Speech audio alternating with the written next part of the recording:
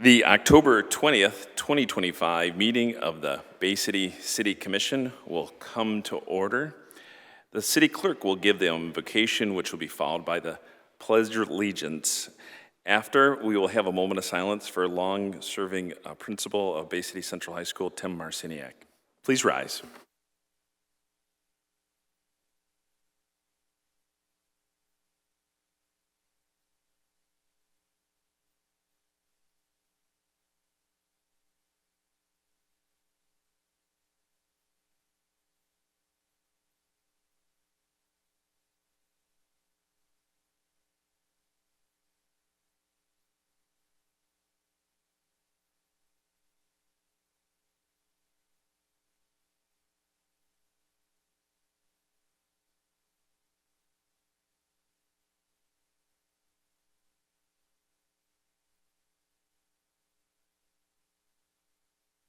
Thank you.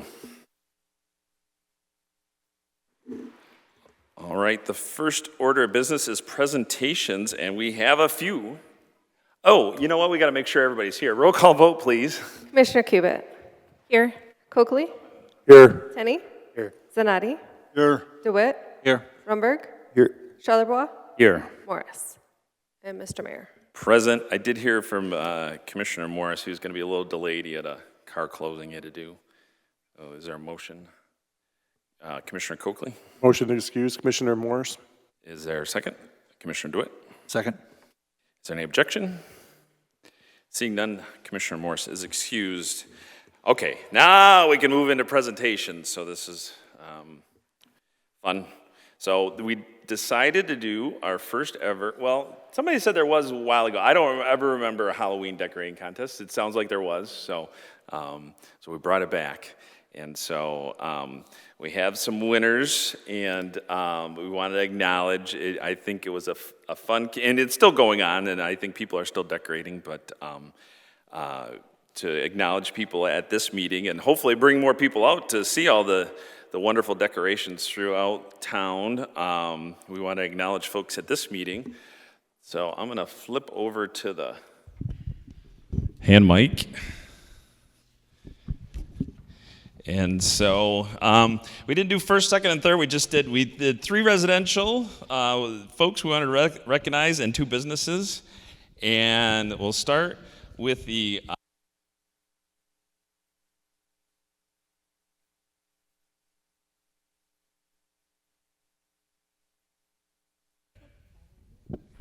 hello? Okay. We'll find out. If it goes dead again, that means the batteries. So the first one is 918 Fitzhugh. Come on up. And give her a round of applause. She had a tight.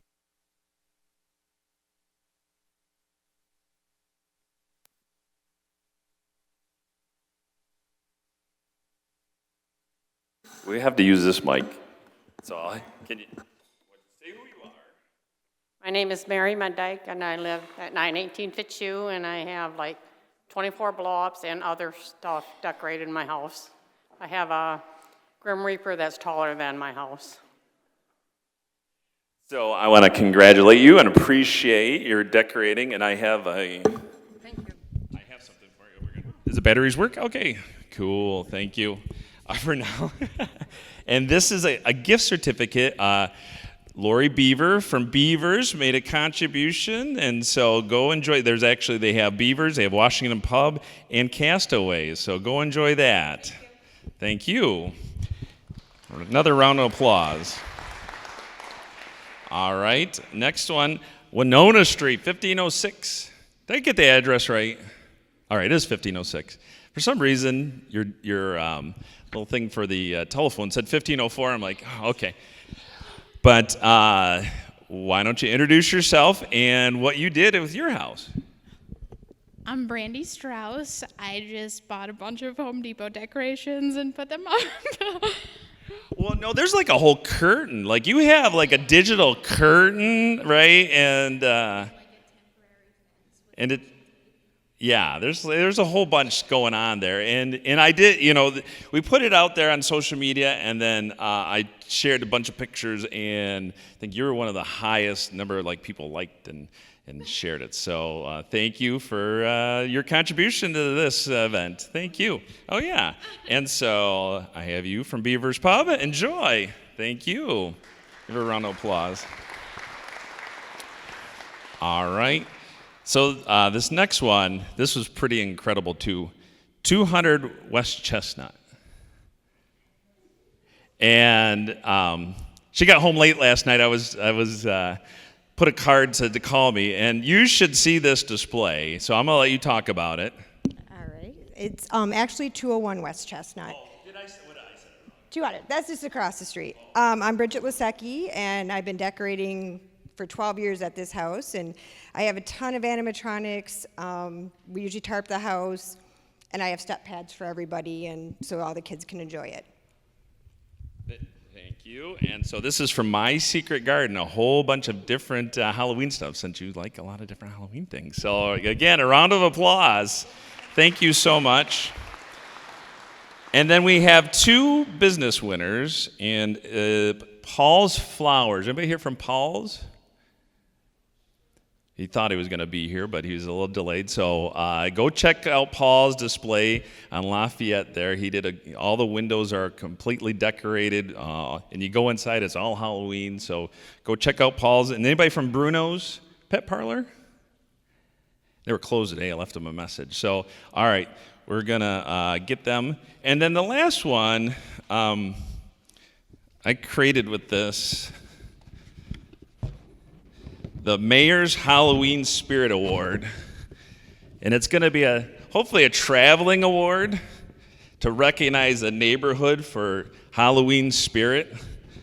And so Paul's Flowers actually donated this. So it'll be a traveling, so don't break it. Otherwise, I don't know how it's going to travel. So the 1700 block of Chilson, we've had some challenges this year, but I tell you, come on up, anybody that lives in that block. They do have a lot of Halloween spirit, and so let's give them a round of applause.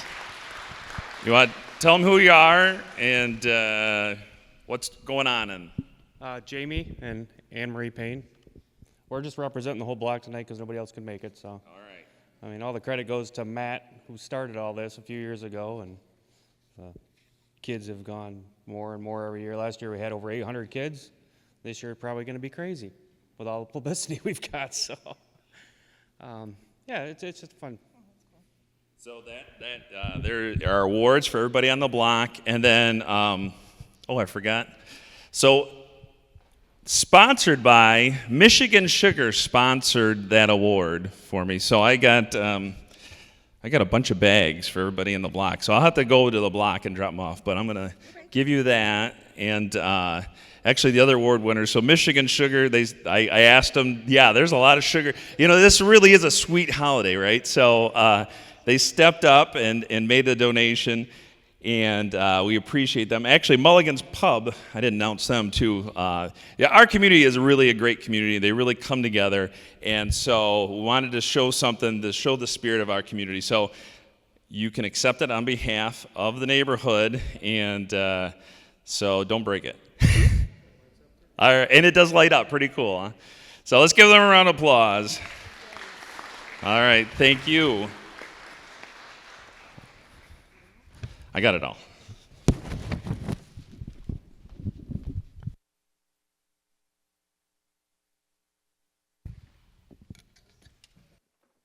All right, our next presentation is the Sister City update. Ms. Muscat. Yep, so we have constituents from Ansbach here today. They're all educators, and I believe Kathy is going to be doing the PowerPoint.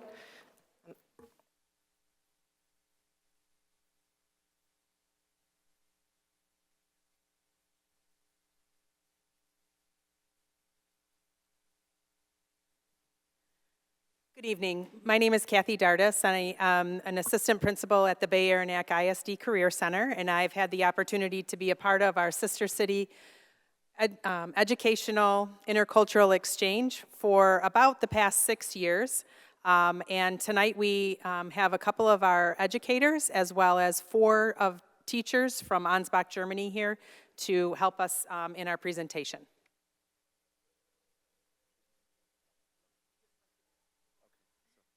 So, good afternoon. My name is Andreas Bott. I'm a teacher at the commercial school in Ansbach. My subjects are math and English. And I'm very proud and happy to be here today. And we'd like to found an exchange with our pupils and pupils from the Bay City schools. And we hope to, well, close some cultural gaps and to find new friendships, for example. Thank you to be here. Hi there, my name is Thomas Zink. I'm teaching sports and English at Wirtschaftsschule in Ansbach. All right. Yeah, we have a partnership with Bay City. So Ansbach has a partnership with Bay City for 65 years now, and we are trying to be part of that partnership now and establish an exchange program with students from our school and your schools. And yeah, I'm very proud and happy to be here today. Thanks for the opportunity and thanks for having us.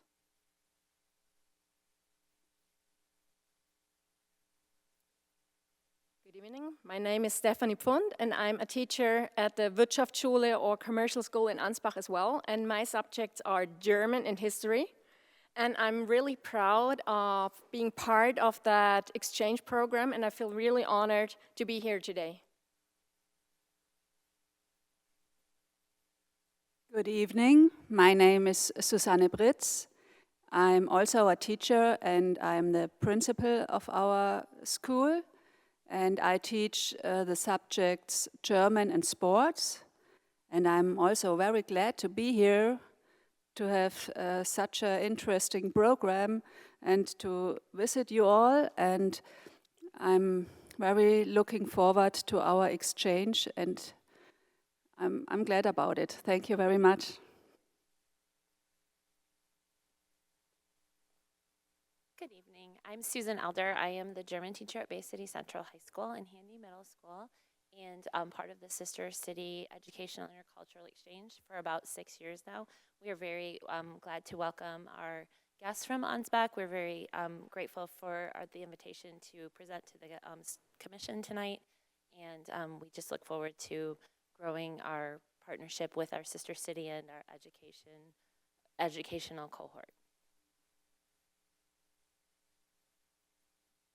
Good evening. My name is Lisa Forrest. I'm actually a retired teacher at Bay Area Net Career Center and a proud member of the educational cohort of our sister city committee, and really pleased to be now a committee member, a community member representing our community for all of the engagements we have with the educational cohort. Thank you.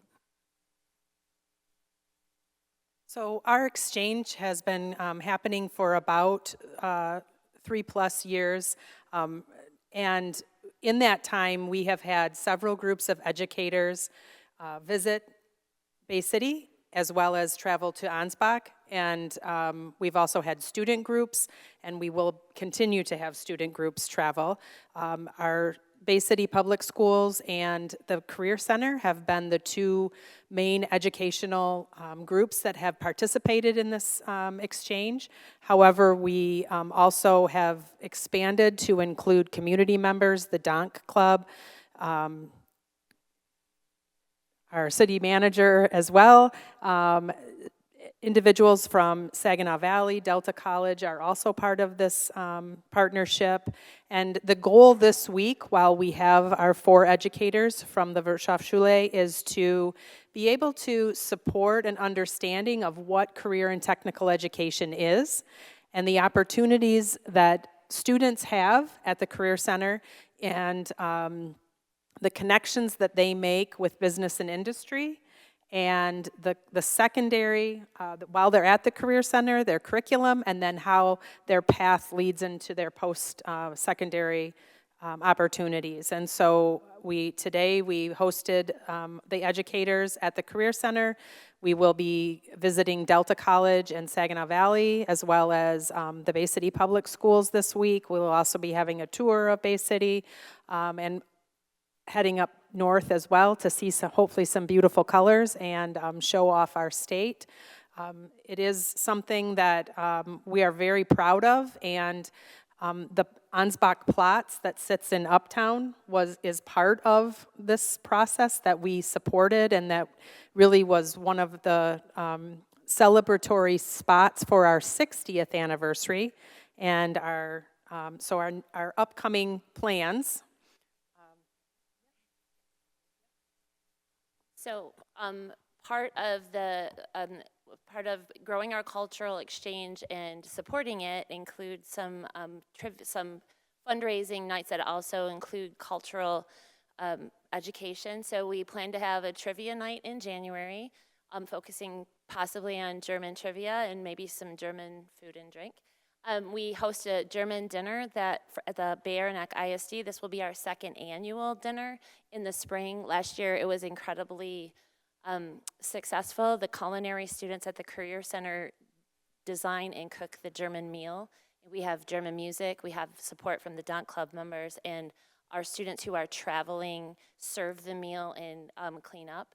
The biggest thing that we have coming is in 2026, as part of our 65th anniversary with our sister city. We will be exchanging with our schools in Ansbach. We are taking a group of students in 2026 to Ansbach in July, and we are inviting a group of students back from Ansbach to Bay City in September.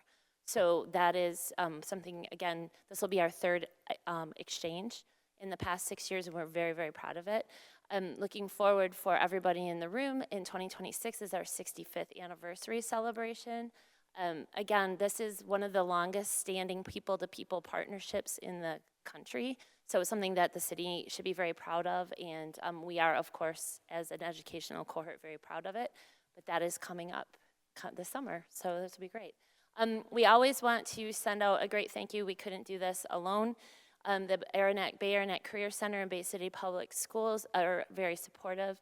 We have great support from the Dunk Club in Bay City, which is a German-American club that meets every first Monday of the month at 7 p.m. at Tavern 101. So if you want to come and join, you're more than welcome. Of course, the City of Bay City have been great partners. The Sister City Partnership Committee between Bay City and Ansbach, and also that in Frankenmuth and Gunzenhausen. John and Martha Kaczynski and SVSU have been great partners as well. So if you would like to be involved with any of the previously stated fundraisers, or if you want any extra information, please email me. That is my email, elders@bcschools.net. And again, thank you for this opportunity to welcome our guests and to present to you again. Thank you so much. We appreciate you coming and presenting, and we appreciate the relationship between the two cities and opportunity to attend the German dinner fundraiser. And so that was a great event, and then also on an exchange with a few of you on a call. So definitely wonderful experience, and hopefully we have more people involved. I think these kind of relationships are important globally. So thank you all for being here, and welcome. Hope you enjoy your time.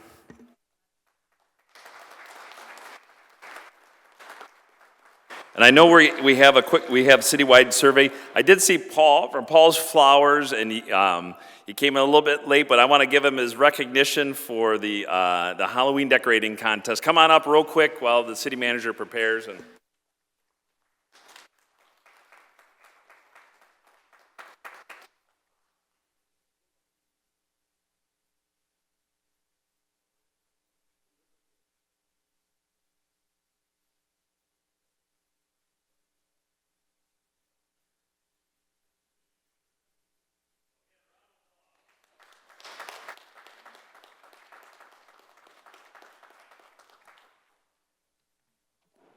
All right, so we have the widely anticipated citywide survey results.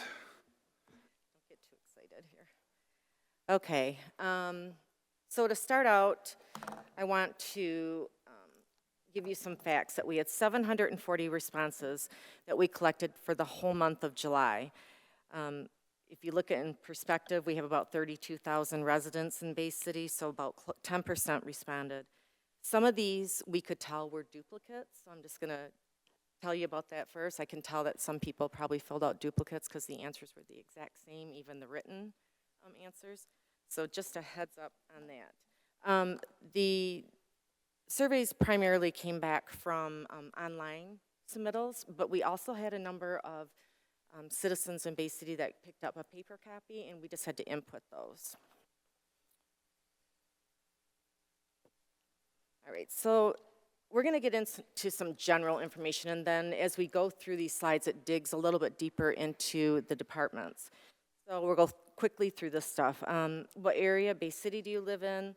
You can see here a high percentage was the South End, in the Northwest, and the Northeast. If you're looking at the other entries, a lot of people put they were unsure, or they were from the downtown area. The age group, it looks like we had a large response from the 49 to 64 at 39%, and then 25 to 44 we had 35%, and then the seniors at 65 and older we had 24%. How long have you lived in Bay City? You can see that a huge number, 53% in fact, they've lived here for 30 years or more.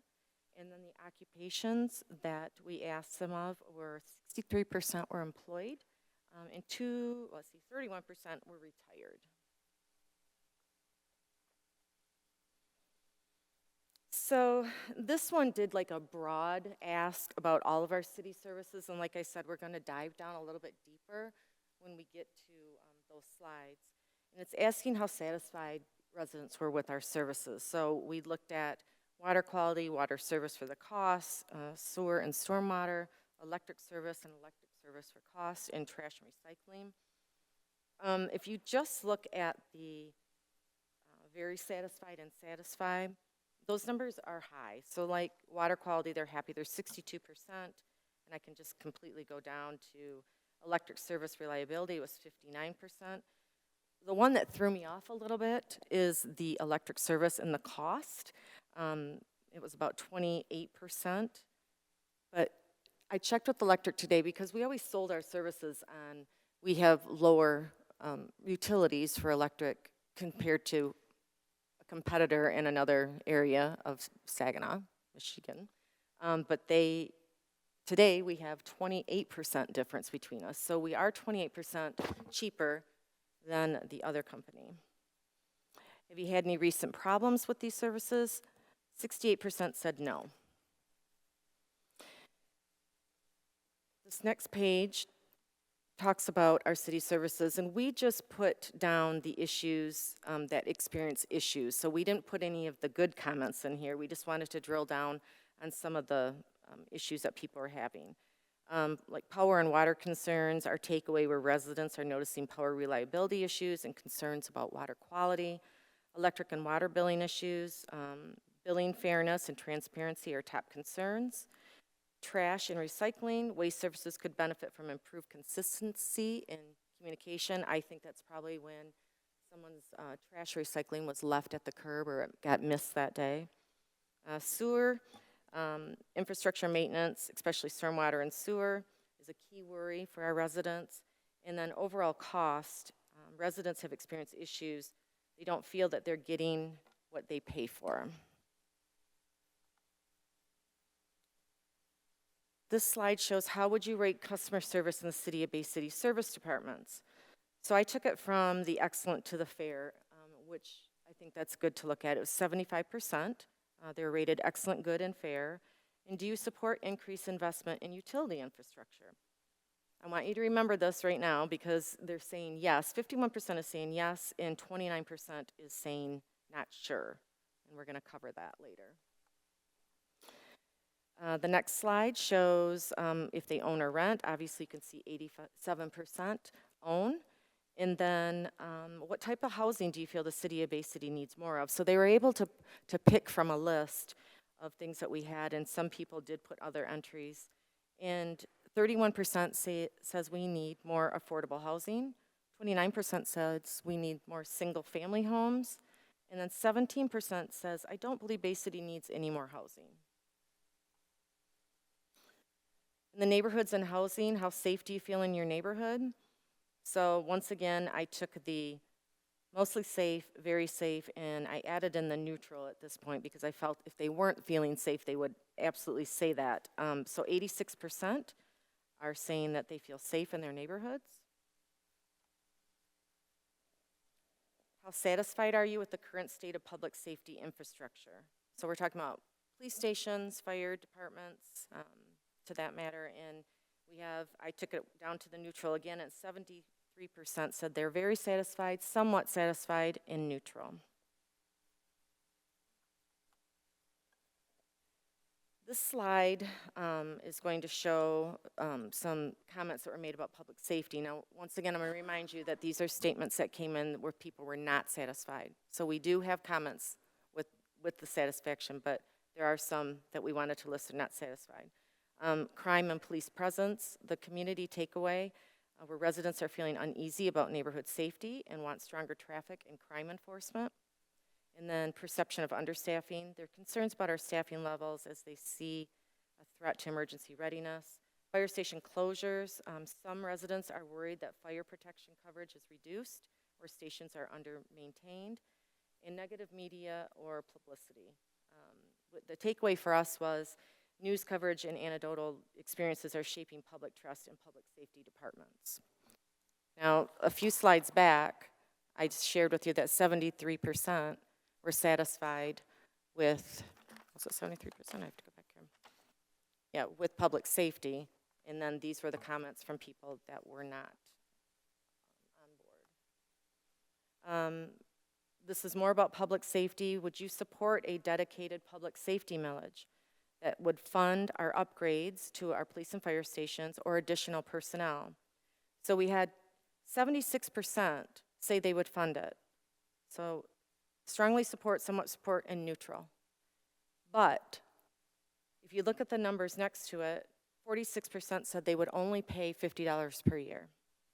And 31% said $0 a year. So they want to have a dedicated public millage put on the ballot, but according to the survey, it doesn't look like they want to fund it. So the roads and transportation, how would you rate the condition of our roads? We're all well aware that our PASER ratings are low, hence the 79% saying that our road conditions are poor. And then we asked if snow removal is handled well. We came back, this is just kind of a little mixture because sometimes 41% yes, 27%, and 32% said no. Oh, did I not change that? Sorry. Oh, I'll let you look at that for a minute. Can you make sure you're speaking into the mic, please? Yep.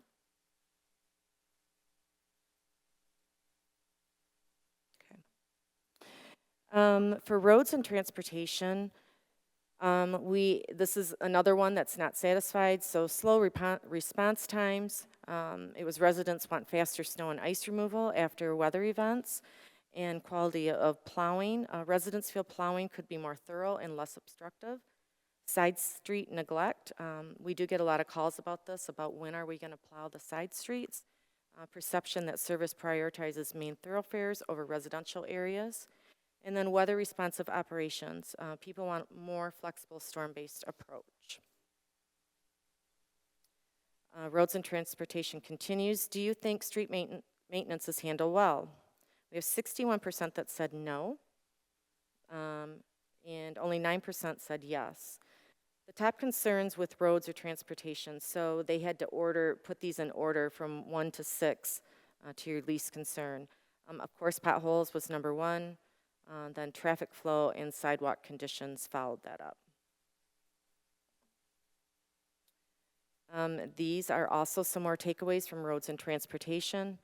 Road surface quality and repairs that addressed potholes, cracks, uneven pavement, snow and ice control, desire for faster or more thorough plowing and salting during the winter storms, traffic flow and signaling timing, complaints about poorly timed stoplights, which causes traffic backups.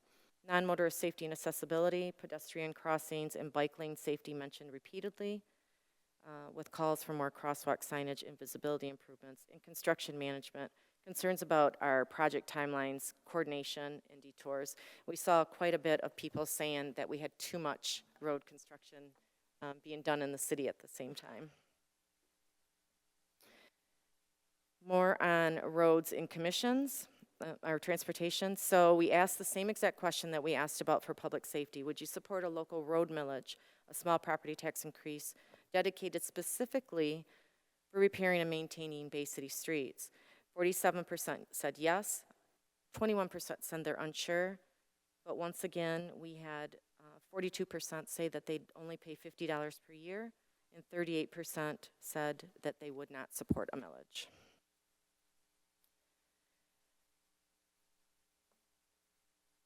Roads and transportation. So these answers only reflect those who would not want a local road millage. Distrust in government spending. They were skeptical about whether the funds would be used as promised.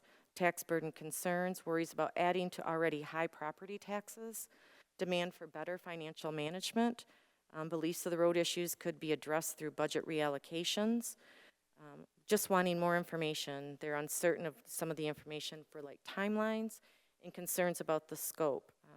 There was some disappointment that MDOT roads wouldn't be included in perception that this limits the benefit of the millage. More on roads and commissions. Would you pay a special assessment to fund improvements specifically for your road? So we're asking them now, the road that's in front of their house. 51% said no. 18% said yes. And then when we asked, obviously, for the funding, $0. So we had 51% said they would not support an assessment, and 36% said $50 per year. Moving on to parks and recreation, how often does your family visit Bay City parks or trails? Often, 36%, sometimes was 30%. We had 22% that says rarely, and 12% that was never. Parks or recreation areas that you do not use or enjoy, this is answers that people put down themselves. The first one, 139 responses, was Veterans Memorial Park, and then the second one was State Park, even though that's not located in the city, Bay City, but we wanted to keep that on here. And you can see the others listing on there. Still on parks improvement, are there parks or facilities that need improvements? 54% said yes, and they noted that Veterans Memorial Park were 45 responses, and then once again, they did list State Park, 40 responses. I'll be sharing those with the county after we do this. And I do want to show you too, public restrooms were one of the things that people had on here, 23 responses for public restrooms. Parks and recreation, would you like to see more of? And then there was a field that they had to check. And so the top ones were walking trails and also restrooms. And now we're moving on to tree awareness and perception. We asked them, are you aware of trees planted between the sidewalk and the street are typically owned and maintained by the city of Bay City? 90% of everybody who responded said yes. And do you think the city is doing a good job maintaining street trees in your area? 49% said yes. It doesn't matter if they answered yes or no on these questions. These were key takeaways to the questions. Tree maintenance and safety concerns. Many residents expressed worries about dead, diseased, or overgrown trees, especially near the sidewalks, homes, and our power lines. Tree removal request. Several comments focused on removing specific hazardous trees or stumps that have been left behind after removal. Tree planting and replacement. They also want to see more trees planted, especially after removals, to maintain shade and neighborhood beauty. And then responsibility. They mentioned confusion and frustration over who is responsible for tree care, the city or the property owners. And then the environmental value. A few comments celebrated the benefits of trees, calling for their protection and thoughtful placement. In the past year, have you reported a problem related to a street tree? 84% said no. Once again, here's some takeaways. Fast and positive response. They reported that they had very prompt service, often the same day or within a few days, and expressed appreciation. Slow or no response. A portion of comments described long delays, weeks, months, or years, or no resolution at all. Partial or incomplete work. They said crews addressed only part of the problem, trimming instead of removing dead trees, leaving stumps, or failing to follow up. And just another one, the sidewalk and property damage. Multiple comments noted about tree roots lifting sidewalks, damaging lawns, or causing drainage problems. Have you noticed any city-owned trees removed in your neighborhood in the past 1 to 2 years? We had 51% that said yes. And in your opinion, was removal of these trees necessary and appropriate? Was 24%, unnecessary 17%, and the highest was 59% with not enough information to say.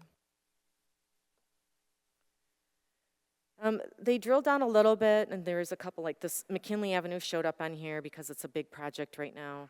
There was a high concentration of outrage over the complete removal of the trees on McKinley. City planning and communication, residents felt the communication could have been better.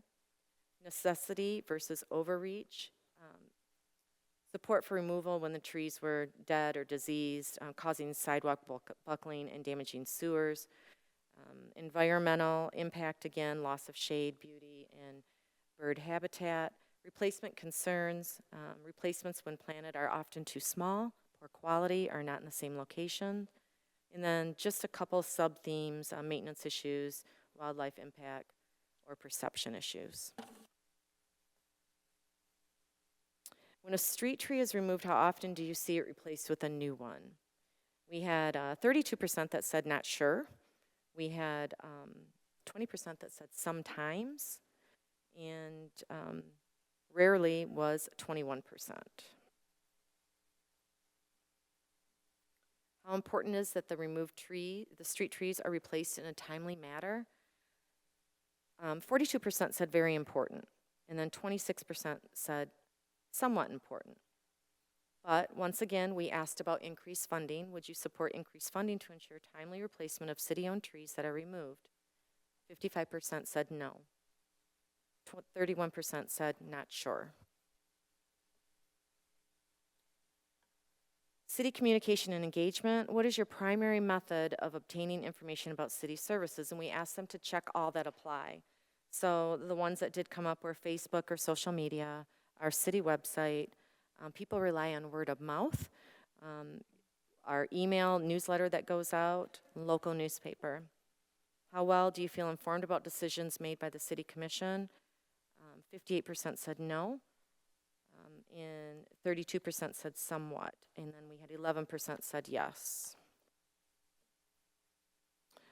Continuing on communication, would you like more opportunities to give input or get more involved? We had 46% say maybe, and we had 34% say yes. I want to point out that there were 70 people that had asked to get involved with the city. So follow-up was made with all of them to join a CDC or some of our board openings that we have. So they were all contacted about an opportunity to do some things with the city.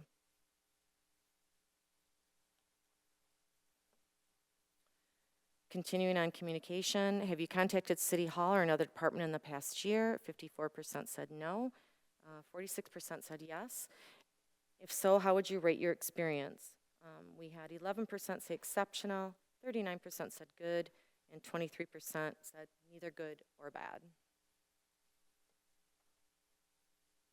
Some comments that we got back from the residents were the things that they didn't like was runaround, lack of responsiveness, rudeness or poor treatment, infrastructure and service delivery complaints. They had mentioned there that nothing has been done about the sidewalk in front of their house, but her taxes keep continually going up. Positive experiences, there's a few listed there. A number of residents shared excellent customer service stories. And then overall observations, the most common ones were lack of response, going between departments, structural concerns, and some residents did single out individual employees and departments for excellent service. City leadership and representation. Do you feel that the Bay City's elected officials listen to and represent the interests of residents? 7% said yes most of the time, 32% said sometimes, and then 23% said rarely. Does the City Commission clearly explain what decisions are being made and why? They felt 5% said yes, 35% said somewhat, and then 43% says not at all. The next question we asked is, do you feel there are enough opportunities for public input on important city decisions? 55% said no. The leadership and representation, these are the feedback on public input opportunities. So they listed transparency and communication. People just want clear explanations of decisions, listening and responsiveness. They feel that their input isn't always heard or acted on. More opportunities for input. They'd like more town halls, more surveys, and some more neighborhood-based meetings, voting and direct democracy. Some people express they want bigger decisions to go to a vote, like tree removal or major projects. Accountability and leadership. Comments mostly pointed to trust issues.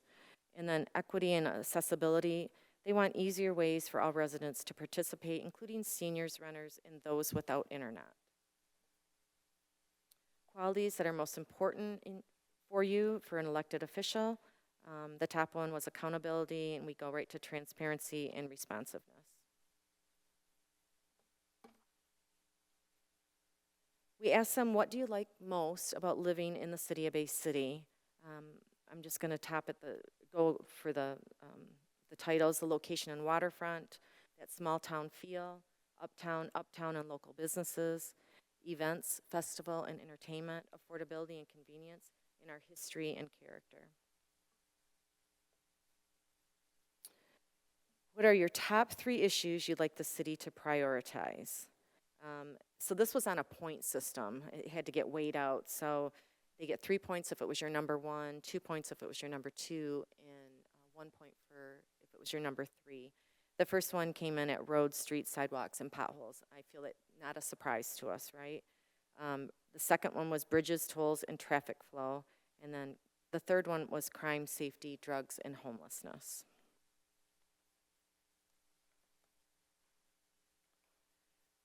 So here is some open feedback. If people had some other comments or suggestions to give towards the end of the survey. People did want some more information or suggestions about roads and infrastructure. Obviously, they want us to fix the roads before anything else. They talked about government spending and priorities. They said that the city needs to prioritize infrastructure over events. Parks and recreation, they were talking about keeping our parks clean and safe. That is it. So I did express, I was going to talk about it at the end, but I already mentioned it, about we did get that information to residents that wanted more information. And hopefully they join a board or a CDC, show up at a CDC meeting and get more participation. Questions? This is going to be the results posted on our city website? We're going to put it on the website. I will email it to all of you too, so you can just have it for yourself, so you can share it as well. It's in the packet, but I think it gets a little wonky trying to pull it from there, so I'll just email it to you. Go ahead, Commissioner. Yeah, I'd just like you to speak maybe about this experience and how time-consuming it was. I noted that somebody would like more surveys. Is this something that wasn't too much of a burden, that we could sort of make it a routine, that it almost build the expectation that it's going to be available at a certain time every year and maybe grow input or responses? And I mean, it was for 1 month, and obviously the system puts the numbers together for us. So, I mean, it's not that big of work. This was something that was in my goals from the commission to do a city survey for this year. So that's why we started doing one. We used to do them years back, but they were pretty centralized. We would talk just about parks, or we would talk about DPW and roads. So this one covered everything, obviously. do you think it might be possible to make it more of a tradition, that we do it regularly? That wouldn't be too much of a burden? That would be nice. Hopefully we get more answers back than 740. Perfect. Commissioner Runberg. Thank you for the presentation, Dana. Did we have to hire outside consulting firm to do this, or were these questions come ourselves? In-house. No, it was in-house. Okay, so we don't have like licensing worries about doing this every year or anything. We can just, it's ours, we can do what we want with it. And then Yeah. compare stats going forward, see where we're improving on, that kind of stuff. Yeah. Okay, cool. Commissioner DeWitt. Thank you. I know I was talking you on this a lot to get this out. Some of the answers are things that I'm not very surprised at, and some of them are ones that's like, well, a little bit surprising, but not terribly much so. Again, if people who are listening, because I know, we say we had 740 responses. Usually we average 10 people who watch the live stream, and normally 20 people here. There's 32,000 people in this city. I don't expect every single one of them to show up. Right. But I know that decades-long perceptions of how City Hall operates causes problems with people communicating both directions.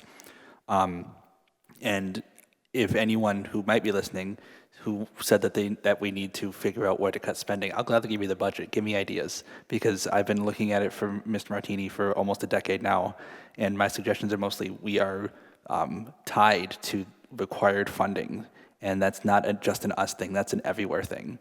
So our taxes may be high to some people, and that's the one that I was like, people say taxes are high, it's like they are maybe proportionally, but we also don't have a lot of other services that a lot of places pay on the side. And then the electric bill one, that one, I explain it all the time to people. Our electric's cheaper. That is very much true. But because we link our water, sewer, and trash on the same bill, that's a perception that people don't really click until they see it broken down. Because yes, our water and sewer, our total cost for that is quite high. But just getting that split to kind of influence change of minds or understanding the process is something that is going to take a long time to get throughout the whole city. And like I said too, we kind of focused on some of the negative comments more because those are the ones we have to look at, right?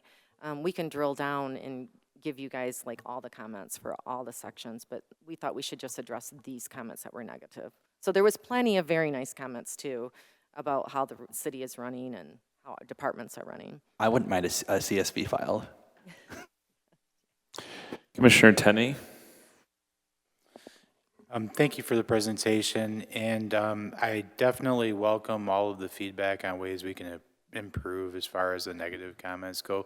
Do you have any standout positive comments that you want to share with us? I mean, people, it was hit or miss, right? Like you could get one in that said that they didn't like their service from the electric department, and then we'd get 4 comments in that said they were fabulous, right? So it was more on customer service side. We had some very nice comments about that, about public safety, like interaction with public safety, nice comments. So they are out there. Nice. On that note, shout out to the city staff who are, getting those positive remarks from folks. All right, thanks. You're welcome. Commissioner Cubitt. I would definitely love any data, so please do send that if that's available. I wonder if it's possible to do mini polls on throughout the year on important topics that come up. I know some other feedback was an opportunity for more engagement about significant issues. We don't have to answer now, but just something that we might consider and what that would look like. Okay. Commissioner Coakley. Thank you for the survey. Very informative. Just a couple quick questions. 63% were 45 and older, and 87%, I believe, were homeowners. How close is that to a reflection of the city in its entirety? Oh, I'd have to get you that percentage. I mean, I'm curious it has about. Shifted quite a bit. And I noticed the younger responses were not that high, and I'd like to see more or figure out a way to get more of a response from the younger people who live in the city, including the renters. Like I said, 87%, and I would have to backtrack, I believe were the homeowners, and 63 were 45 and over, 63%. So I'd like to hear from the younger people on some of this stuff too, and their ideas. Commissioner Cubitt. Sorry, I don't know if it's possible when we do it next year, if we can give any kind of incentives or if it's even appropriate or possible to do like, if you spend 10 minutes, your name's gonna be entered for a drawing. I don't know if there's a problem, but with that, we can't do that? No. Okay. No, it's taxpayer money, so we typically don't do things like that, no. Commissioner DeWitt. Also, you get a lot of like overly flowery responses to try to goose their ratings, and I don't want goose ratings. Anybody else? So thank you so much for these results, and we've been waiting for these. And I know we have several committees that were kind of waiting for these results to kind of reestablish and get going again. So hopefully we can reestablish some meeting times to kind of take those data into consideration. So thank you very much. All right, the next item is adoption of the agenda. And yes, next order of business, adoption of the agenda. Is there a motion to adopt the agenda? Commissioner Cubit. Motion to adopt? Yep. Is there a second? Commissioner DeWitt. Second. Thank you. Do any members of the commission wish to add any item to the agenda? All right, seeing none, will the clerk please call the roll on the adoption of the agenda? Commissioner Cubit. Yes. Coakley. Yes. Tenney. Yes. Zanati. Yes. DeWitt. Yes. Rumberg. Yes. Charlebois. Yes. 7 yes. All right, the agenda for this evening has been adopted. Next order of business is for the consent agenda. Do any members of the commission wish to make a change to the consent agenda? Commissioner Cubit. Can I pull number 8, commission as a whole resolution establishing a permanent polling location for the first ward at 1200 Washington Avenue? Okay, number 8 will be on the regular agenda. Any other items? All right, next order of business calls for public input on the consent agenda. This is the opportunity for citizens to remove an item from the consent for consideration on the regular agenda. If anyone in the audience wishes to make a change, please come to the microphone, print your name on the registration sheet, state your name and address for the record, and the item you wish to have considered on the regular agenda.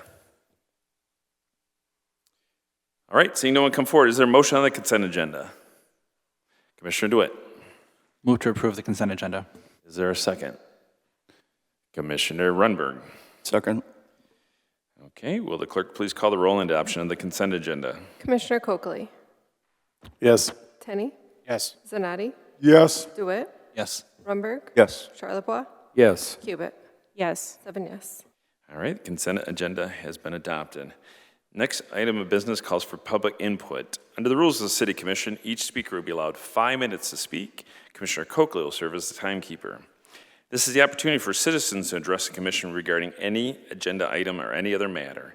If anyone wishes to address the commission, please come forward, print your name on the registration sheet, and state your name and address for the record. We do ask that you be respectful in addressing the mayor and commission, and just know that public input is a one-way communication and that the mayor and commissioners cannot answer questions at this time. Please meet with them after the meeting if you need further information. Thank you.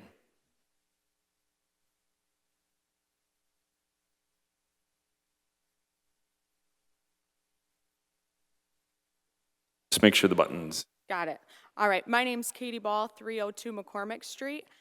And I'm just here, it's gonna be really brief because I've seen that Kratom is on the agenda, so I just wanted to talk briefly about that. So I'm the prevention specialist lead at McLaren Prevention Services and the coordinator of the Bay County Prevention Network. So when I seen Kratom on the agenda, I found out earlier today, I was like, I gotta go. A few things about Kratom, again, short and sweet. It's highly, highly addictive substance with withdrawal. Withdrawal comes with it. And it can get to the point where people need to use it every 2 hours because it's so addicting. We have people who are in substance abuse treatment for the use of Kratom. I even know people who have died from overdosing on Kratom, one of them being a childhood friend. This drug is flying under the radar, but it is dangerous, so I'm kind of happy to see it coming onto the radar. Further, I wanted to share that we are hosting a DEA drug take-back, partnering with Sacred Heart and with the Law Enforcement Center on Monday, October 27th. So we encourage everybody to bring any unused or unneeded medications that they might have. Don't let them sit in your medicine cabinet. Bring them back to the Law Enforcement Center. And then, side note about neutral on the survey. I am a neutral pusher, and it's usually because it's during different times. So something like, do you feel safe in your neighborhood? I feel safe at 2 p.m. walking in my neighborhood, but maybe not after dark in my neighborhood. So I'm a neutral pusher. I just wanted to let you know so that I don't get put on one side or the other. All right, thank you. Thank you.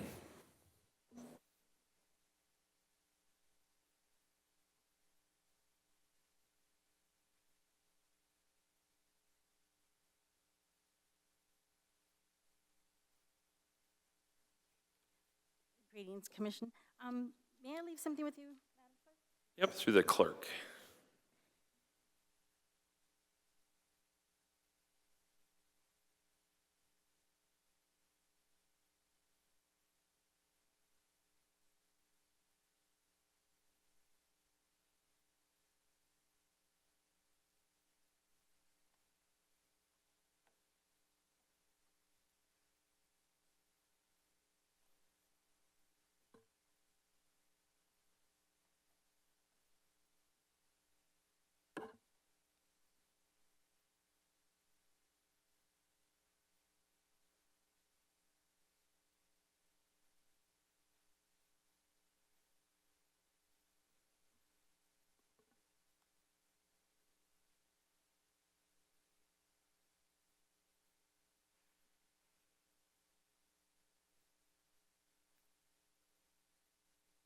Go ahead.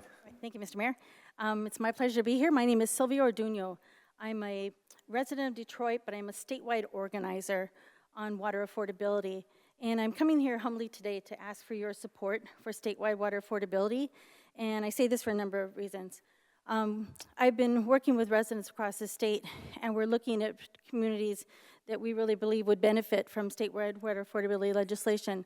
I know that you all have been struggling for many years in trying to balance the cost of drinking water against sewage and drainage cost. And a lot of residents across the state are having this problem with their local governments, their water providers. And it's actually a common issue, as you probably are well aware of.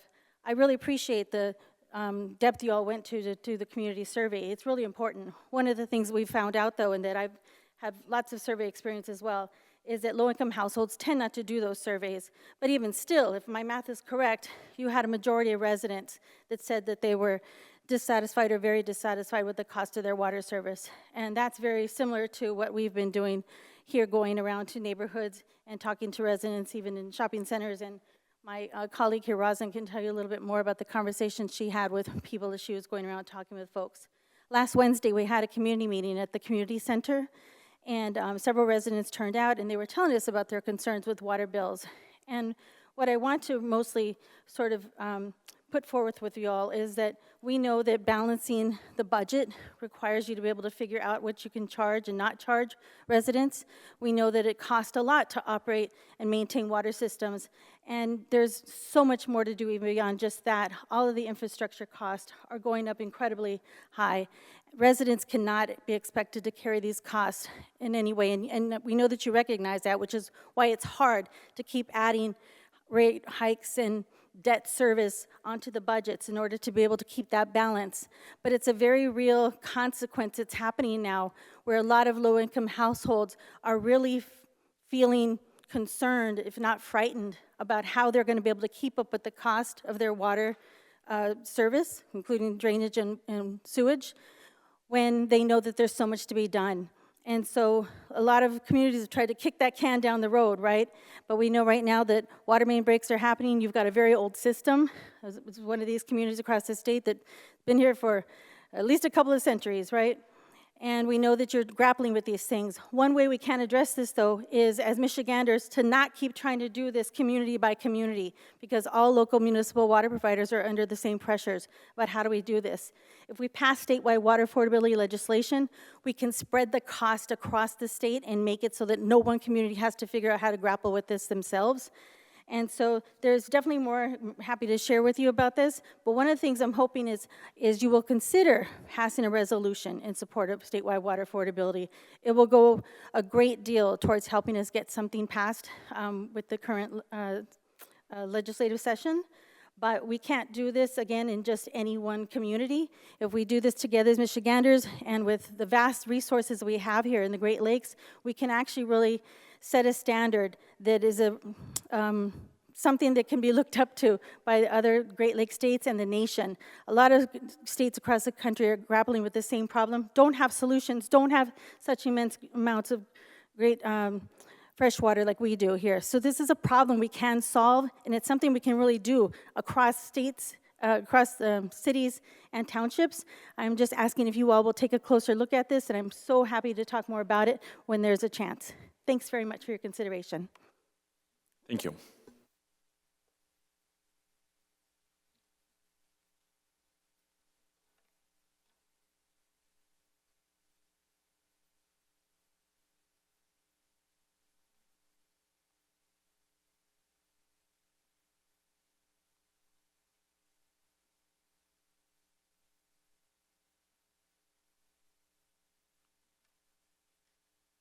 Hello, how you doing today, Mayor and everyone?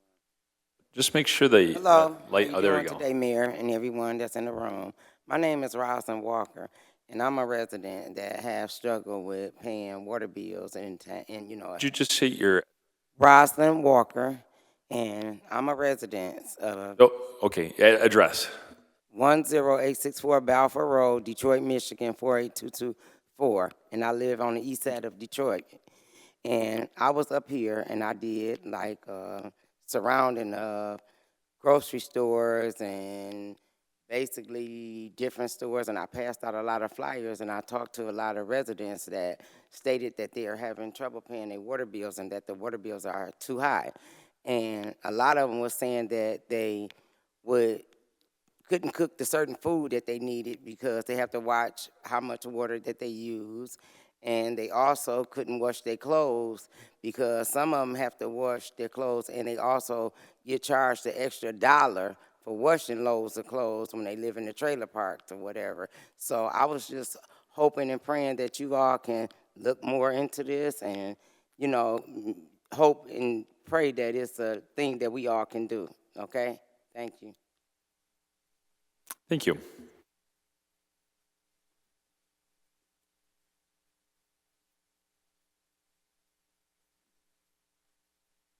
Good evening, ladies and gentlemen.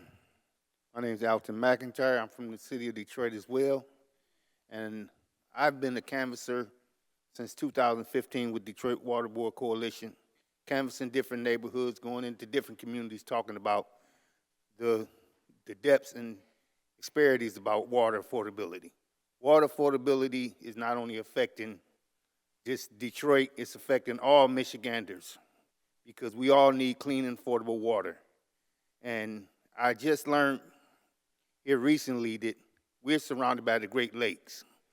And here in Bay City, as we came up last week and was talking to residents, and I was just excited to find out that they're suffering from the same things we're suffering from.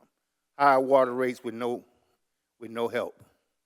And I talked to a gentleman that he's on a fixed income. Him and his wife was on a fixed income. And they have to make a drastic decision on whether, you know, to pay their bills or to buy their groceries. And with the way things are going in the country today, water is something that we need. It's life. It's a life giver. It's a life sustainer.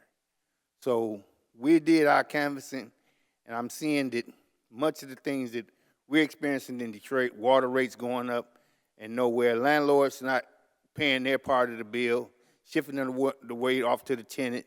The tenant is struggling to do their due diligence to keep their bills paid, keep their water on.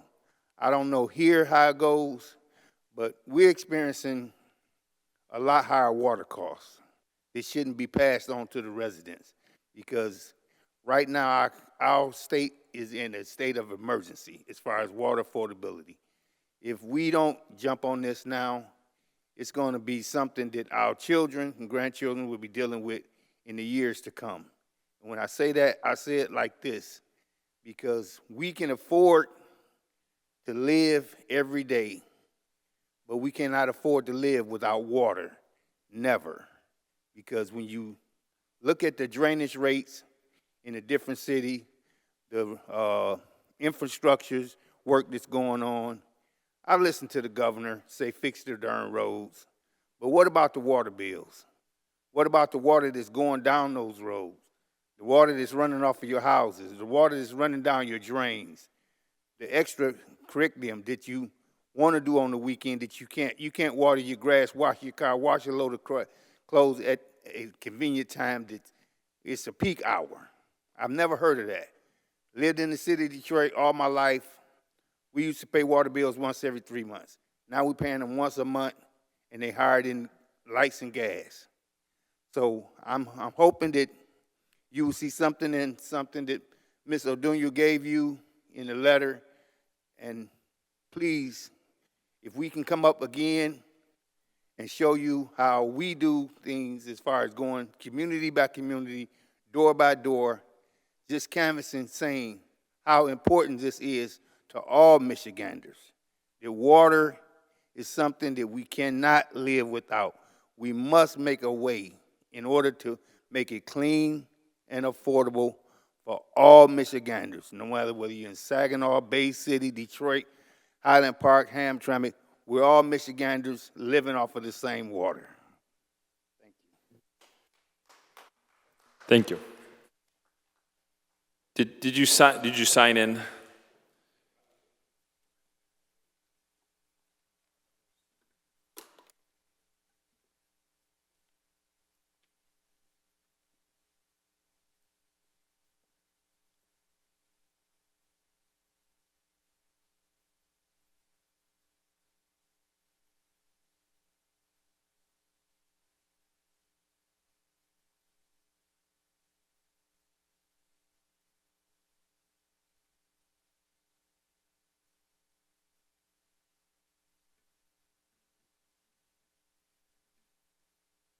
Thank you so much.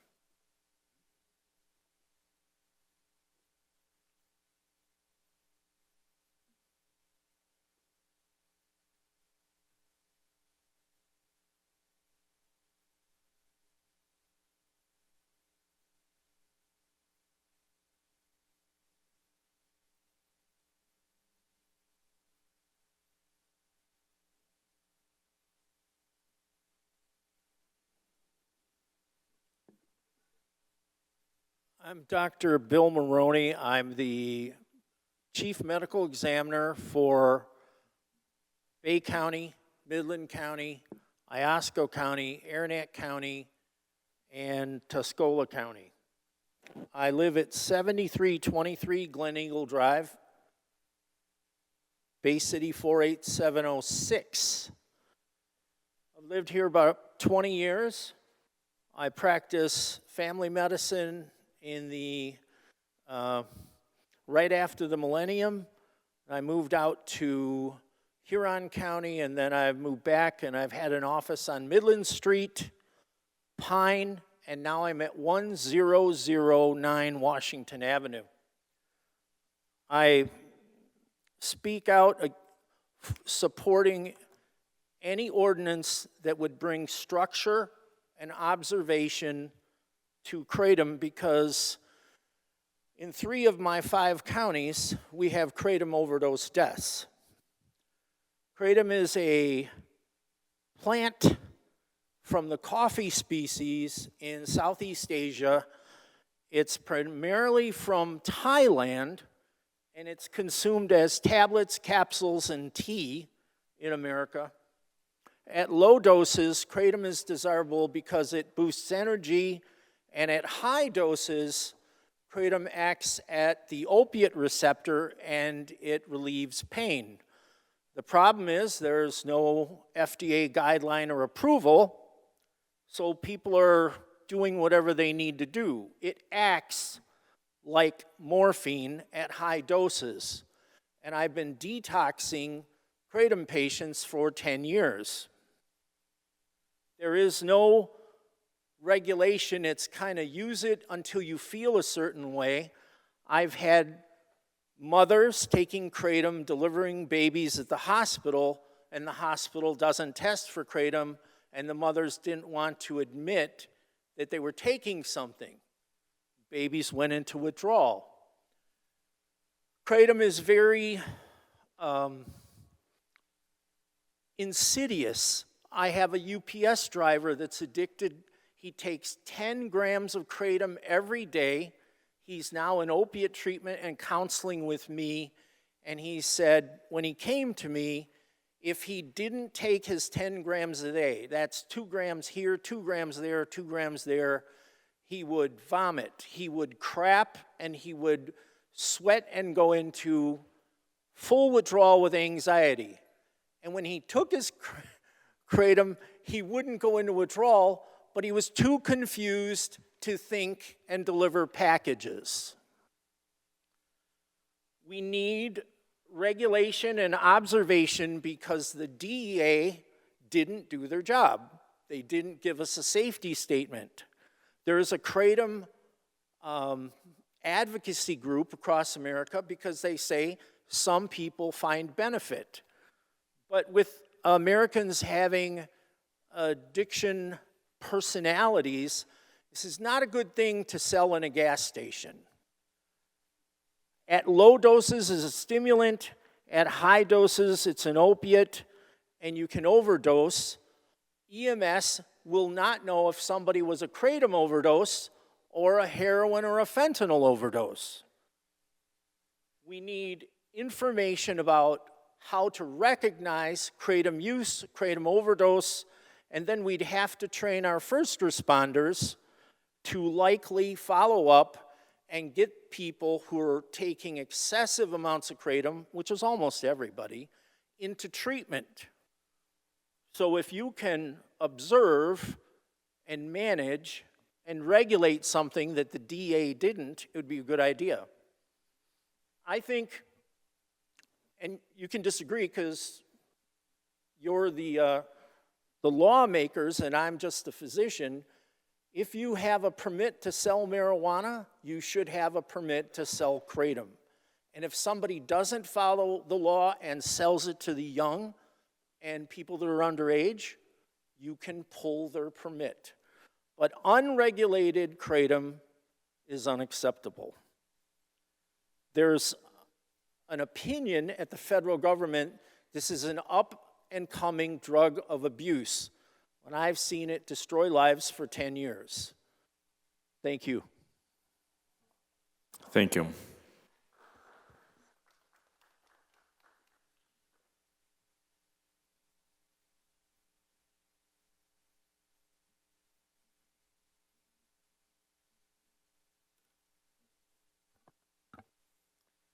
Hello, Paul Kleinow, 1713 10th Street. Just wanted to comment on a couple things on my radar. I was recently appointed to the Zoning Board of Appeals. I've been attending the Planning Commission meetings. I wanted to suggest to the commissioners in the room to attend at least some of the upcoming Planning Commission meetings, even though it's not my committee. But they have started to go through the zoning rework that will go through next year. And I'd say probably next month, the month after, they're going to start getting into the nitty-gritty of how far apart should buildings be, how large should setbacks be, what's the lot sizes we should have. And all that stuff has an enormous impact on how much, say, affordable housing we can build in the city, what types of businesses we can develop. All of that is very important. So even if that's not something you're personally experienced with and have comments on, you're going to eventually be voting on it. So it'd be good at some point to pop in, listen, ask some questions, give input where you have it. Would definitely suggest making time for one of those meetings. And then other kind of future thinking while I'm on the topic, I've been talking with my own commissioner about a couple topics I've been thinking of, specifically on affordable housing and housing in general. And I saw on the feedback we got that people are commenting that there may not be enough single-family homes in Bay City, and we know some amount of them are, well, there's vacant lots, and some are just truly too decayed to be really useful for the average family, but there's also growing around the country, a lot of them going into short-term rentals. And while some of those are fine if they're excess space people have, for us to lose those to, you know, that could be a family living there, but it's going to be a sometimes used short-term rental through Airbnb, not really where we want to be. And other cities around the state are doing fairly strict regulations. I know Dearborn recently passed one where they locked it down to a specific area of their city center. I don't think we need to go that far. I think you can focus on certain things like if you are owner-occupied, then of course, if you have extra space, then you can do it. Or if it's a multi-unit structure, then up to half you could do it. But we gotta focus on having housing for people in Bay City to have. And we have hotels, we have motels, we have bed and breakfasts. I just approved one at the last ZBA meeting. Those are different than short-term rentals, and we want to separate those out. Also thinking ahead with all of the housing developments that I know of, I think there's 4 I'm aware of along this sort of Washington Street stretch and around Columbus, where there's going to be a mixed income, lower income one. We have to think about what those people are going to be doing, how they're going to be traveling, what businesses they're going to be going to. One of the things that I found out recently is that technically there's not a proper grocery produce store in city limits, or at least not like a dedicated one. They're all kind of outside in the county. And I think particularly, especially for our like mixed lower income ones, but especially if we care about walkability, the fact that there's nothing along this whole downtown stretch anywhere is kind of crazy. And I think looking into what we can do to incentivize that, not as like a national chain, but as something local, something that can, you know, owned by someone in Bay County that's going to focus on the people in Bay County, especially people can walk and get their stuff without needing to take one of our limited buses. I think that would be really helpful. And lastly, on that same topic, just thinking as I drive back and forth along Washington to these meetings, and especially at the recent protests we've had, looking at people trying to cross Washington, and especially how that's going to get more traffic as we get more people living in this area. It's not really possible unless you're down by Columbus or unless you're over by the one-ways. There's no safe civilian crosswalk anywhere. We've got multiple fast food restaurants, and we've got the Y, which is an amazing public asset that we have, and it would be good to find a way to improve walkability, add some sort of crossing somewhere in that vicinity as we develop the area more. But that's all I had on my radar. Thank you. Thank you.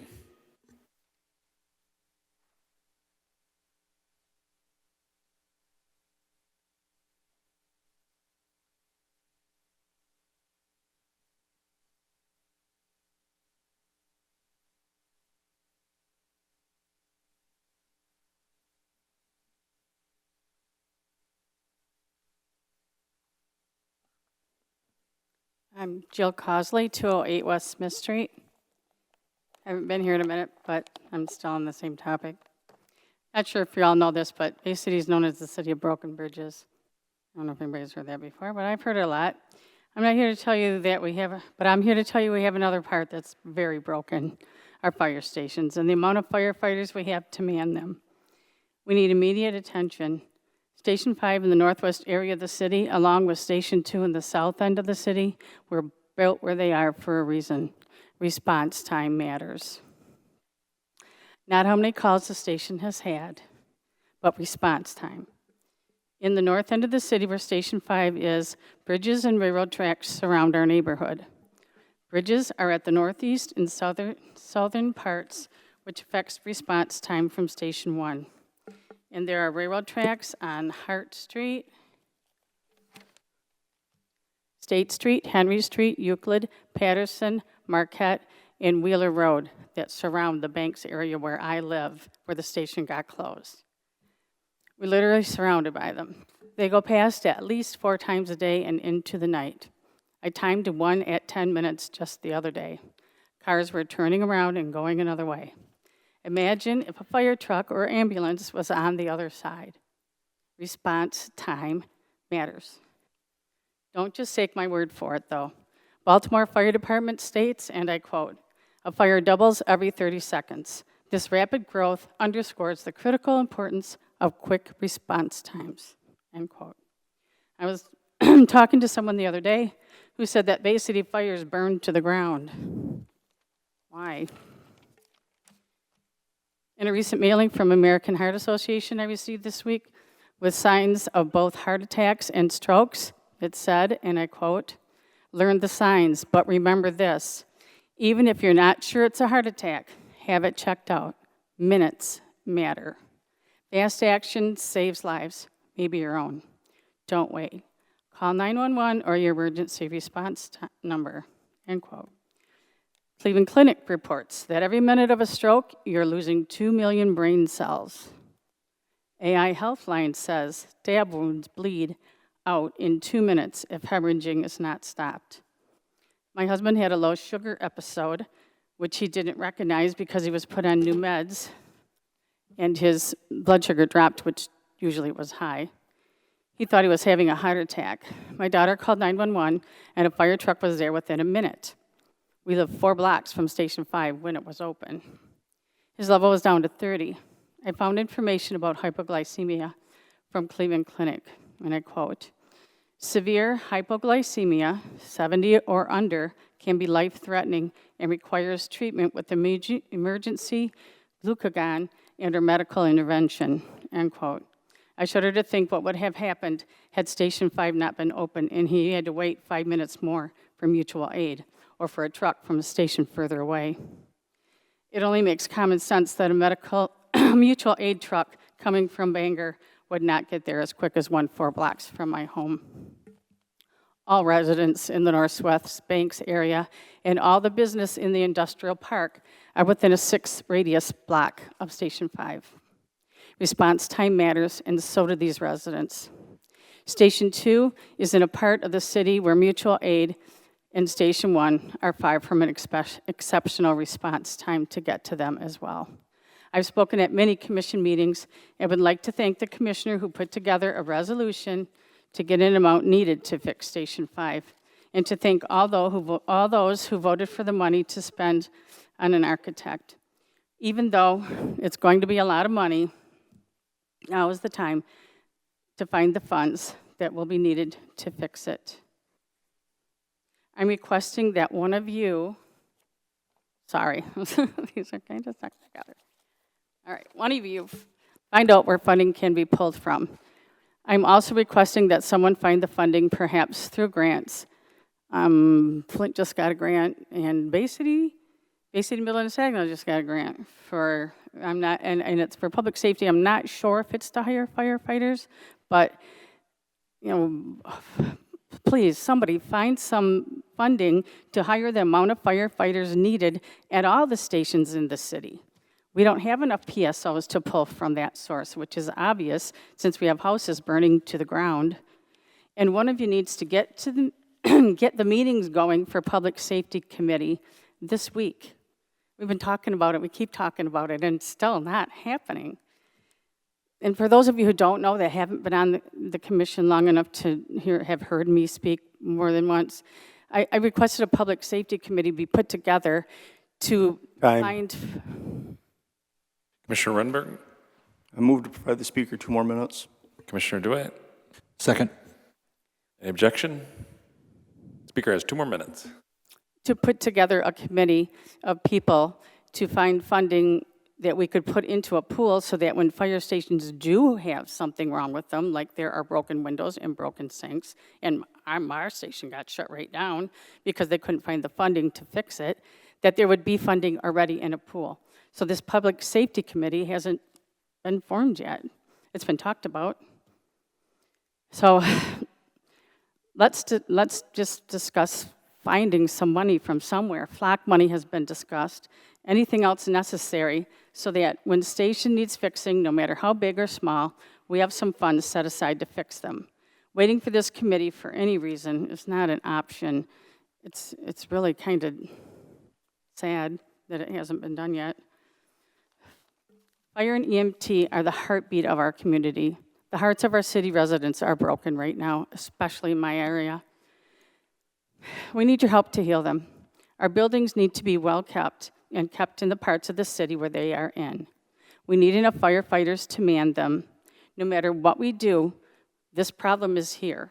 It's going to cost a lot of money, whatever way we go. Please, keep in mind, response time matters.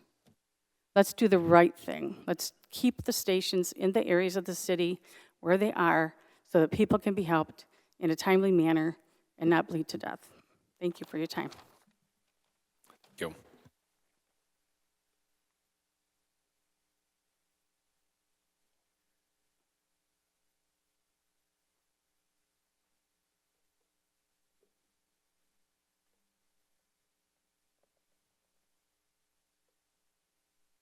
Is that better? I can see you now.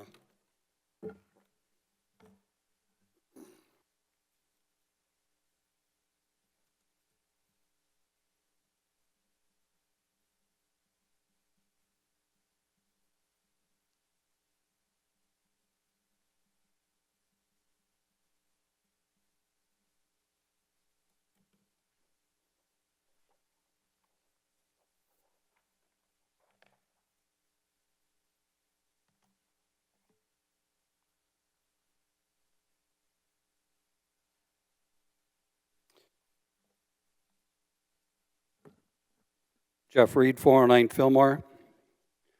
I'm here to talk tonight about the Bay City Bridge Partners. Nobody's really happy about this, and it's important when our friends come from, we've had some people here from, I think they said Detroit, our neighbors over there. We need to let them know about these toll bridges so when they get back to Detroit, they don't get a terrible bill in the mail from the Bay City Bridge Partners. Last time I spoke, I was helping an elderly gentleman try to get his bill straightened around with the Bay City Bridge Partners. He was from Bangor Township. And I mentioned you really got to look at how they word this stuff. I want to start out with the law.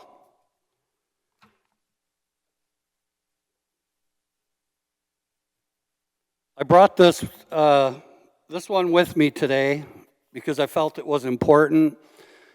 A younger person mentioned to me that he was worried about his grandma going to jail because she didn't pay her toll crossing the Bay City Bridge Partner Bridge. And I told him, I said, you don't have to worry about that. I said, the Bay City Bridge Partners aren't in bed with the state of Michigan yet.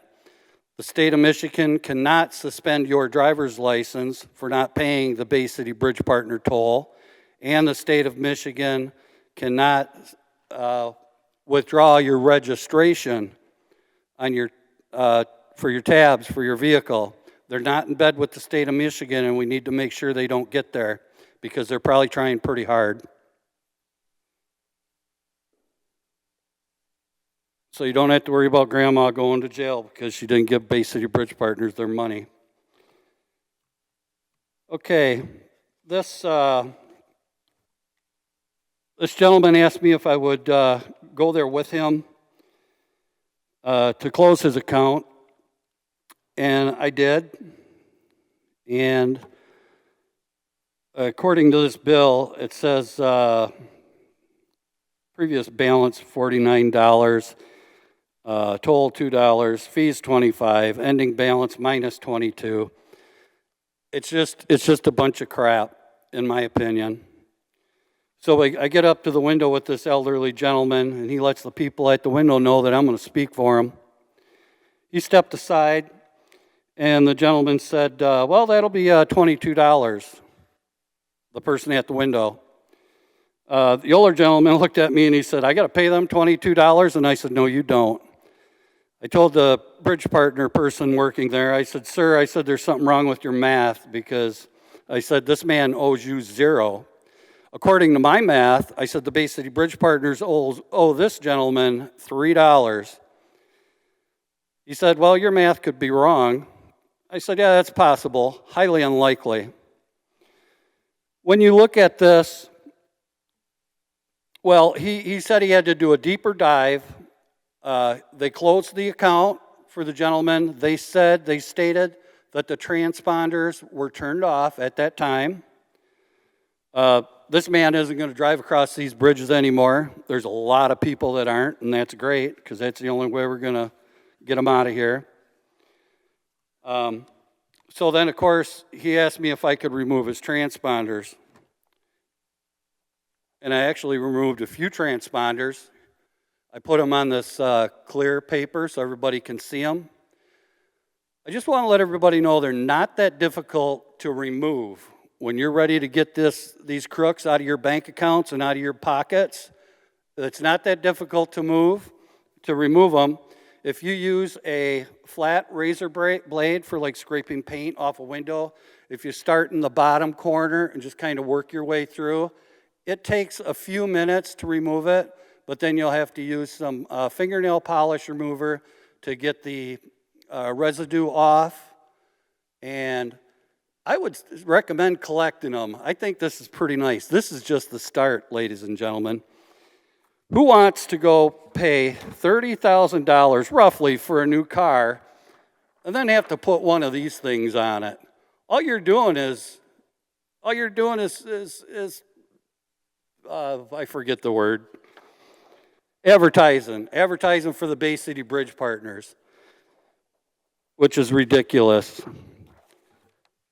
So, time. Commissioner Kubit, Move to have the speaker have 2 more minutes. Commissioner DeWitt. Second. Is there any objection? Seeing none, the speaker has 2 more minutes. Thank you. All right, so at the beginning of 2026, the Bay City Bridge Partners are supposed to have a new plan for us. That's my understanding. I don't know what anybody else knows about this. I know you can't tell us anything because it's all top secret. So I asked, there's actually 75 days left from today. We got 75 days left till 2026. So the Bay City Bridge Partners are going to be coming out soon with a new program. Oh, if you get one of these transponders, we got a deal for you. Don't fall for their crap, folks. They got their thinking caps on right now, and they're scrambling.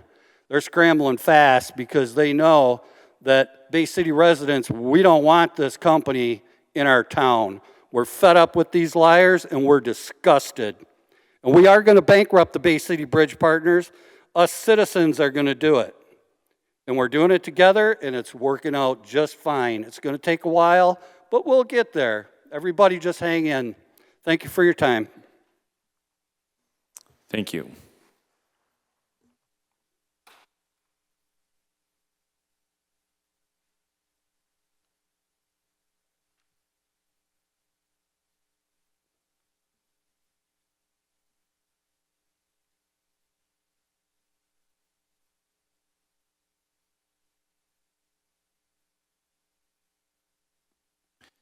Anybody else like to come forward for public comment? Seeing none, the next order of business is remarks of the mayor and commission. Do any commissioners have anything? Commissioner Tenney. Thank you to the chair. Just a couple of quick items. Without stealing any of the mayor's thunder, I did want to give him a shout out for the Healthy Minds, Healthy Bodies events that he put on. It was a nice event. And also for the Meet Your Commissioner event, it was pretty cool to see some folks on a less formal level. Hopefully we do more of that. Also, I wanted to throw out there that I was asked for an update from somebody for the drop-in center at the Good Samaritan Rescue Mission. Spoke with Mr. Streeter, and the second week of November is when they're looking at opening. There have been some hurdles, one of them being some asbestos they had to get professionally removed, but that center should be open before it gets too cold, and that's all I have. Thank you. Thank you. Commissioner Coakley? Yeah, I'll be real quick here. I'd just like to see us be a little more proactive with the fire stations instead of waiting for catastrophic events to happen and stuff. I mean, I know twos needs some loving, and just like to have a plan with that one just before something happens there. Secondly, Trinity Episcopal Church on Center Avenue is having their roast beef dinner tomorrow, 5 to 7 o'clock. Anybody that can stop by, enjoy it. Thank you. Rock, paper, scissors. Commissioner Renberg. Thank you. Through the chair to the city manager, to follow up on Ms. Cosley's concern regarding the meeting of the Public Safety Infrastructure Committee, I know that we were waiting for the survey results. Now that we have them back, how soon can we get that reasonably scheduled to have another meeting? It's probably going to be a couple weeks because I won't be in the office. So when I get back, I can get it scheduled. Okay, I would appreciate that. Yeah, we were waiting on the survey. That's exactly what we were waiting on. Thank you. All right, Commissioner DeWitt, and then... All right, we're going to stay on the similar topic. Do we have a response yet about the Marquette TIF area allowance for their funding that they voted for? We do not. We sent another email today, actually, asking for an update from the attorney, so we don't have that yet. Okay, what is the next step if we don't get a response, because we're at 7 months since that passed? Well, we could go to a different attorney, but we have to have an attorney opinion on it. So we'll let them respond because it went out this morning. I think it went out to them. And we'll see if they respond in a week or so, and then we'll move on. Okay, I just want to know if there was a plan for that, because that 7 months is excessive for an attorney opinion for pretty much anything. They like to give you answers to send you a bill pretty quickly, usually. Next thing, on the bridge thing, something else I learned today.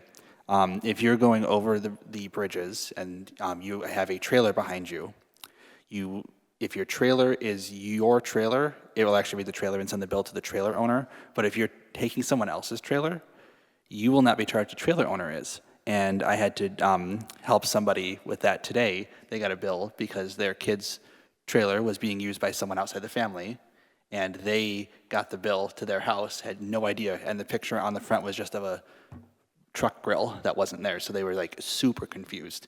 I got them in here and they explained it, and they had a talking to with their kid who let the trailer go out of the family. But it just a heads up, if they cannot read the truck because of a trailer, they will give you the fee to the trailer. Also, I also want to thank everyone for the Meet You Commissioner event and the ideas we all got from the people who showed up and our personal thoughts on what we can do to make that better next year. Survey results, I'm glad to see them. A lot of things that, again, have to swallow and have to figure out how to improve, and we have time, we have opportunity to do that. The last thing I have is about the lights that we just gave the awards for, and I'm hoping we've kind of hopefully we'll have something that we can get to everyone to get a baseline for how easement is going to work going forward, because this one was very confusing and nobody was really happy with the process, and that goes for all sides, and we need to make sure that's safe and make sure everyone's on the same page when we do when we're ready to do lights here in a couple months for Christmas too. So just make sure we're all on the same page, both residents and commission and staff, so that we know what to do after this learning experience we had this year. Thank you. Thank you, Commissioner Shalabaugh. Yes, I heard there's a citywide CDC meeting. Does anyone know anything about that? Where is it and what time? Get that for you. I don't know. It doesn't go through us. Debbie doesn't. Okay, because I ran into somebody at a political thing, and they invited me, but I don't know where they meet. This was a guy at the South End one, and then later I heard there's a citywide one, and they wanted me to come, so. Okay, we'll get need that to out know. to all of you. Yeah, we'll get that out to all of you once I check with Ms. Kiesel. And I just want to say that for anybody that cares to listen, I will make opening these stations back up my legacy while I'm here. I'll do whatever I have to do, and I don't give up easy. And I got a couple ideas how to pull it off. Whether I can or not is another question, but I'll give it hell. And one last thing for anybody that cares, if you look up in the sky tonight, there's going to be a comet. And I saw one other one. I've been around for so long, I actually saw one. And you might only see one in your lifetime. It's pretty cool. That's all I have. Thank you.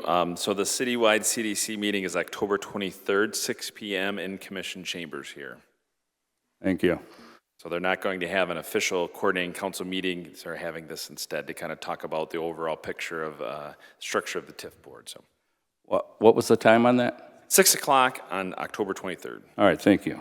Yep. Anybody else? Okay, I do have one thing, and I know we have the Lions game. I think they're ahead. So I want to share a little story that's been told in Bay City for some generations. It's a story that lives quietly within the walls of this very building here, our historic City Hall. Construction of Bay City Hall began after residents approved the project back in 1889. The cornerstone of this building was laid in 1894, and the building was completed 3 years later in 1897.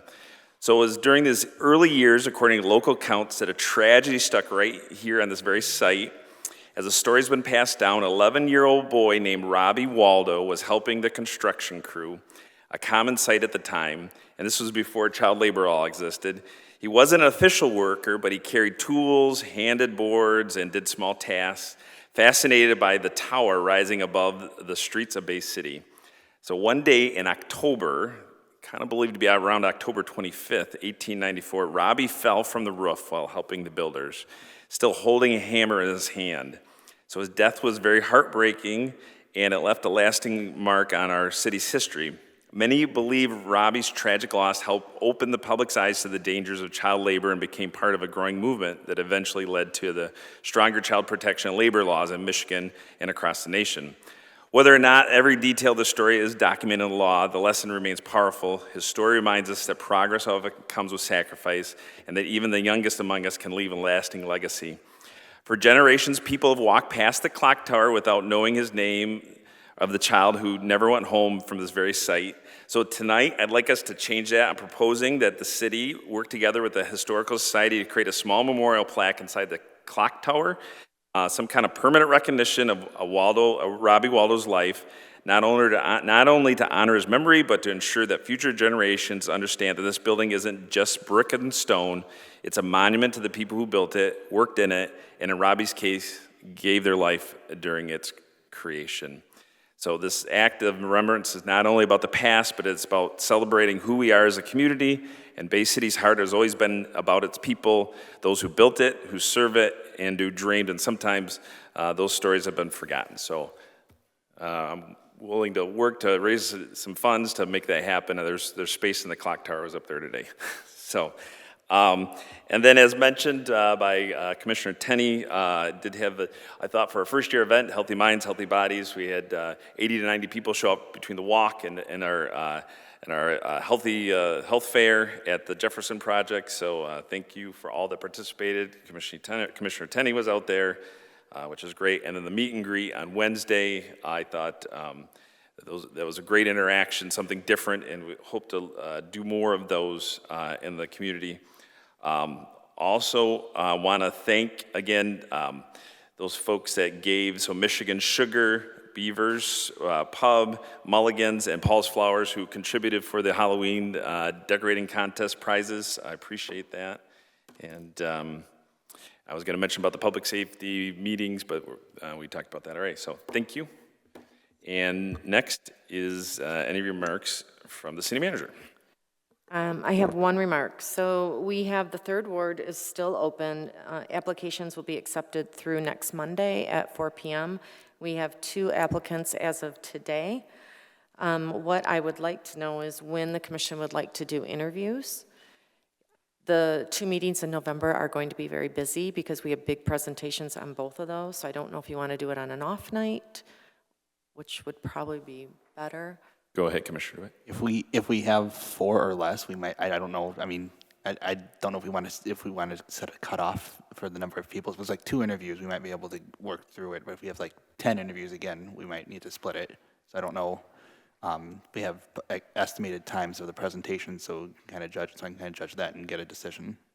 Yeah, that's fine. I mean, typically we get them the last day is when people are filing them. So right now then. For the other presentations, if they can give me an estimated time for how long the other presentations are going to take, so I can kind of gauge. I mean, length on that. we can. I think the fire station one is probably a hard one to put a time limit on because I think it's an important discussion to have. So we don't want to have a limited time on that probably.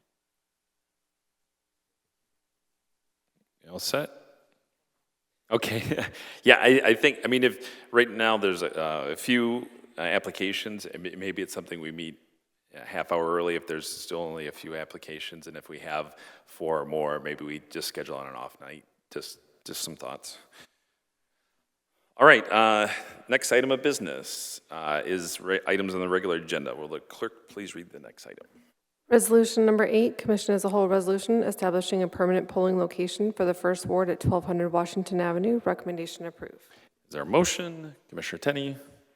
Move to approve. Is there a second? Commissioner Coakley? Second. Discussion? Commissioner Cubit? Yeah, I pulled this because I just had some questions and some concerns. I get that it's asking for us to establish a permanent polling location and to sign an agreement for that permanent polling location and to get out the proper notice so that our constituents know where to vote. So this is, the depot has been my polling location in the first ward. I definitely think that having consistent polling locations is very important. So just reading this in the packet, it just tells me that we've gotten notice that they're not available in May. And so, of course, you know, I was surprised and curious, like, what happened. I don't know what our agreements look like. The specific wording, I think, matters. And, you know, normally when you have an agreement, both sides are making promises. And so I know that you can't have agreements forever, so I don't know what the bounds of those are.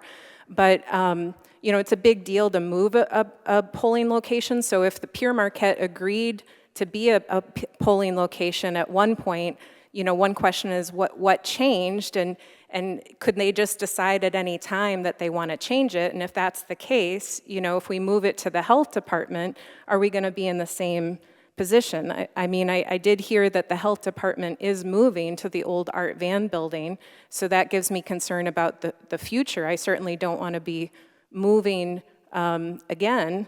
So, you know, of course, it seems from this resolution that Pere Marquette Depot just gets to decide we're not doing it anymore, and we have to respond. And if that's the case, I guess that's just really concerning to me, and I wonder if our agreements on permanent polling locations have any teeth moving forward. I very much care about consistency for my constituents in my ward, and I just wonder what explanation, advocacy, or conversations happen to try and prevent such a change. I'll speak first because as a former clerk, I'm probably going to say the same thing as TJ, but we agree moving precincts is not ideal for constituents. You want to make sure that they know where their polling place is, and you want to do that a repetitive place, right? Always have them at the same place. But over the years, businesses, we've had them quite a few over the last 10 years or so, that maybe a location closed, like one of the churches just completely closed, so we can't use their building anymore because it's just not maintained. Our agreements are done by our city attorney.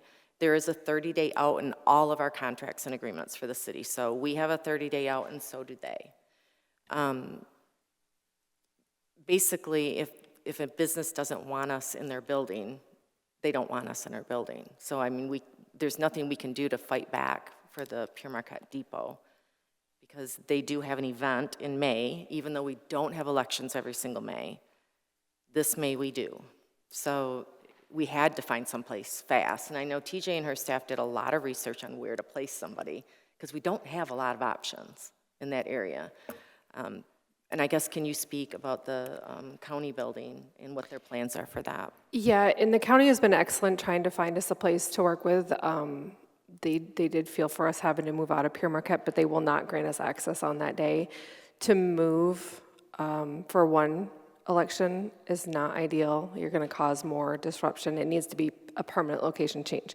They have signed on to do a one-year agreement with us to guarantee all 4 2026 elections will be in the current health department address that we're switching to.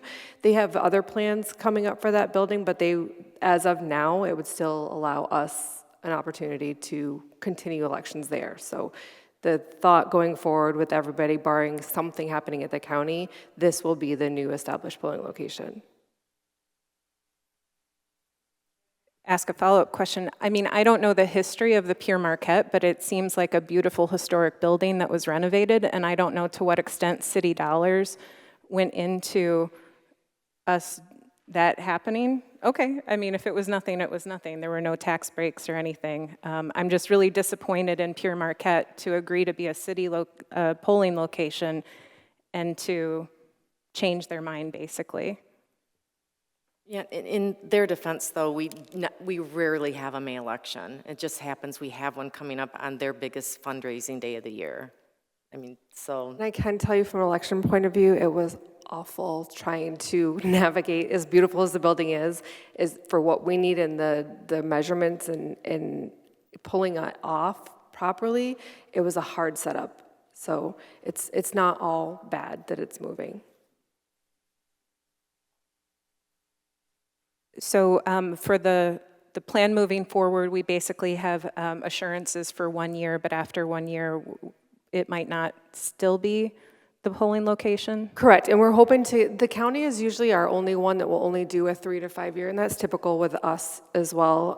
All of our other locations, they're just on file and status quo, like until something comes up and they close or something's happening, we're in those places and have agreements with everybody. This will give us the 1 year, and then as soon as they know what the future of that building is going to be, it would give us all of 2027 if another change had to be made to get that established before the 2028 elections. And I assume the city has a plan to make the change as widely publicized as possible to avoid confusion? Yes, so that's why we've been kind of stressing a little bit. We started last week prepping for the February election, so this kind of needs to be done now so we can get as much education out there as possible while prepping for the election, because we also changed 5 recently, so we really need to get all the cards sent and start getting the repetitiveness out there of there'll be a change. And then the old location will also post that it's moved to the new address on election day.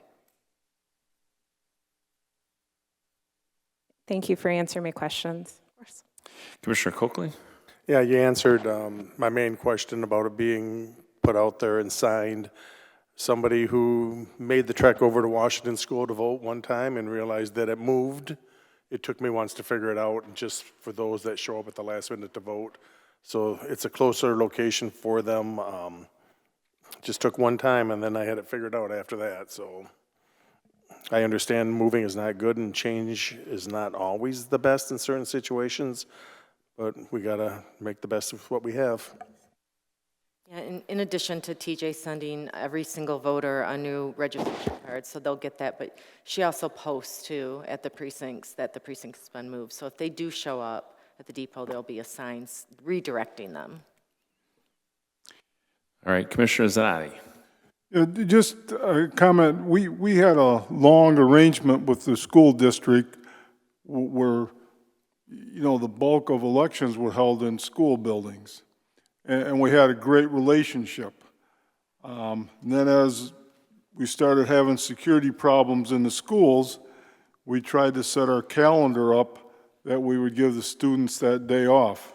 And we were able to do that for a couple years. But, you know, when you do a school calendar, we got to the point where the flexibility went away. So, you know, like pretty much all polling places have changed because of the school thing. So it's not good, but I don't think it's that terrible.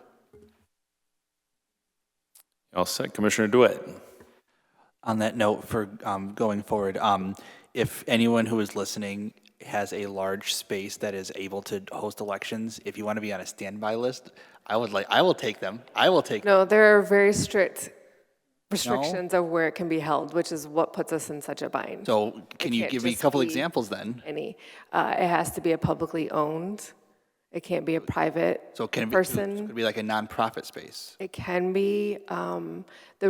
We looked at a couple churches, but unfortunately, our beautiful old churches just don't meet ADA guidelines anymore, and a lot of them have fundraisers and things during the day inside that building, which can't happen when there's elections. So we have literally turned over many stones as soon as we found this out, stressing about it. But yeah, until the legislature changes of who can house an election, we're kind of pigeonholed right now. Then I'll ask those who are listening from Lansing to listen to you. All right, I'll set any other comments, questions? Okay, will the clerk please call the roll on the motion to adopt. Commissioner Tenney? Yes. Zanotti? Yes. DeWitt? Yes. Rumberg? Yes. Charlebois? Yes. Morris? Yes. Cubit? Yes. Coakley? Yes. Yes. All right, motion's been adopted. Will the clerk please read the next item on tonight's agenda? Regular Agenda 1, Commissioner Tenney's resolution calling upon the state legislature regarding Kratom. Is there a motion? Commissioner Tenney. Move to approve. Is there a second? Commissioner DeWitt. Second. Discussion? Commissioner Tenney. Thank you to the chair. So I was in the same boat as many people with this being an obscure supplement or substance, depending on who you ask, I suppose. I was approached by a community member. It was like, I've watched one documentary on this. Tell me more, please. They happen to be one of the folks that have a success story, I guess, for lack of a better words. His name's Andrew Turner. I know he couldn't be here tonight. He was one of the 5th Ward applicants. And from what I can gather, many people find Kratom to be good in lieu of opioids. It does bind to opioid receptors. Ergo, it can be very, very addictive, as we've heard from 2 professionals tonight. And we had another substance use counselor that emailed the entire commission. So in preparing this resolution, I looked at an ordinance that was several pages long. I believe it's from Virginia, and it's very well worded. The caveat I would add to that, though, is I consulted with the city attorney through the city manager and asked if we did pass a restrictive resolution, could it be enforceable? And the answer was a resounding no. We could basically ask gas stations, cigar shops, whatever, to not sell the substance to minors, to safeguard it behind counters, whatever we wanted to. But there's no real teeth when it comes to enforcing such a thing. So the alternative was to ask the states to put in place meaningful regulation of this substance, supplements, whatever you want to call it, of Kratom, to restrict it being sold to minors, to have it safeguarded, and that is all I have for now. Thank you. Thank you. Commissioner Runberg. I'd like to begin by thanking my 4th Ward colleague for bringing this to my attention, and of course for bringing this resolution forward this evening. I'm admittedly was unaware that the state didn't have an age restriction on this particular substance for purchase or sale. I did prepare a few remarks on here, so I will read from this, but I'll keep it brief. I first heard of Kratom more than a decade ago. Back then it was something you could pretty much only find in head shops. Those not informed on the lingo, where you buy your bongs and pipes for tobacco use only back then. But even then, it was sold as loose leaf tea that was ground, loose leaves that were ground up that you made into a tea and then had to suffer through the bitter taste of it, making you think twice about it. But since then, the industry has exploded, especially in the past several years. Today, Kratom is available in many flavorings and forms, from powders to potent extracts, all sold not just in head shops, but in gas stations and tobacco stores across the state. My concern, as others have noted, is that this remains an unregulated market. There's little to no testing of purity or potency.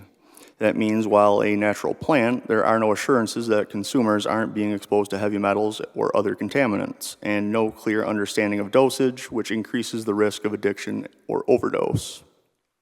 My greatest concern, though, is that many of these flavored or candy-like products appear to be marketed toward younger audiences, just as we've seen with flavored e-cigarettes. While we can't regulate this locally, this resolution takes a meaningful first step. It calls on our state legislators to establish a simple, common-sense protection and age restriction, much like we have for other potentially harmful or addictive substances. To be clear, this isn't about taking Kratom away from responsible, well-informed adults.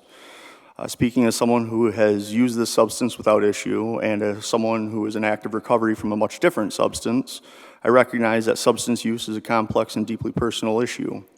My hope is that this resolution sparks a broader conversation about testing, safety, and regulation, because we as consumers deserve at least that much. And with that, I will be supporting this. So thank you again, Commissioner Tenney. Thank you. Any other commissioners? Commissioner Coakley? I'd also like to thank you. I was unaware there were no regulations on the age limit, which is always concerning to me with our youth. With that and everything I heard tonight, I've heard enough, and what I've looked up about it, I'll be supporting it also. Anybody else? Commissioner Cubitt? Yeah, I appreciate knowing about this issue. I think that as commissioners, trying to be advocates for our constituents generally is very much in our wheelhouse and in our job. I am still a relatively new commissioner, and I'm still trying to figure out my role and how to be most effective.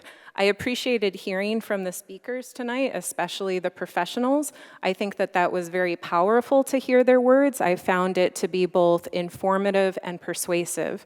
Unfortunately, the resolution on its face, I think, is even though it got me to dig more and learn more, I think that the information and the persuasion that I heard about real stories in the chamber tonight is not conveyed on this piece of paper. I don't want to say that I would never support a resolution to send something to the state legislature to advocate for our constituents. We just heard the story about apparently something that happened in Bay City led to child labor laws, which I think is amazing. And but I just, if we're going to use our time and our voice and our position for advocating for our residents, I want it to have oomph. You know, maybe having a letter drafted by one of the professionals, or have some citations for some like studies, or you know, it just, and if we send it to the state legislator, you know, on a technical level, I guess I don't even know, like, who does it get addressed to, you know, and do they even read it? You know, if we're gonna use our voice to advocate, I want it to mean something. And so even though I support this in general, I think that this doesn't go far enough. And I also don't want people to get used to the idea that any issue that they are concerned about, however important, and I hesitate even saying this, that we can just write letters for everybody. You know, I don't mean to minimize this issue at all, I don't. I'm trying very much to figure out what are the priorities of Bay City and me and my role and what I can spend my time doing, and I also want to protect our staff time too. So if we're going to do something, I want us to do it, but I want it to have impact and to mean something. All right, thank you. Anybody else like to comment? Okay, seeing no one, to roll call vote, please. Commissioner Zanotti? Yes. DeWitt? Yes. Rumberg? Yes. Charlebois? Yes. Morris? Yes. Cubitt? No. Coakley? Yes. And Tenney? Yes. 7 yes, 1 no. All right, the motion passes. Is there any other items for us tonight? All right, seeing none, we are adjourned. Thank you.